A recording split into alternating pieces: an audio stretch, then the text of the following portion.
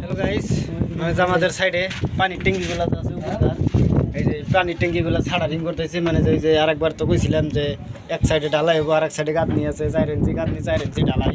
এটা কইছিলাম এই যে আমরা এক সাইডে যে ছাড়ারিং করতেছি, এই সাইড যে আছে এই সাইড হচ্ছে গাঁথনি, এই যে রড আর এই যে 4 ইঞ্চি 4 ইঞ্চি ঢালাই 4 ইঞ্চি গাঁথনি সবগুলাই করলাম। মানে যে আজকে দুইটা এটাতে 3টা করলাম, 4 জন মানুষ।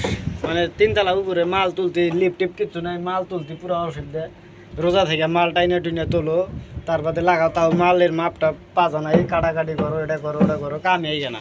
কাম কীভাবে হবে? তার মধ্যে এই যে সকালবেলা 8টা ফাড়া নিয়েছে, এই যে সকালবেলা 8টা ফাড়া নিয়ে মনটা খারাপ।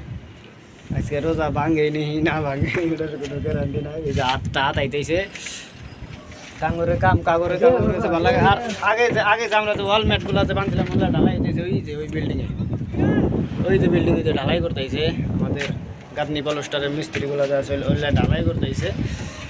যা হোক ঢালাই সালাই করুক, ঠিক আছে।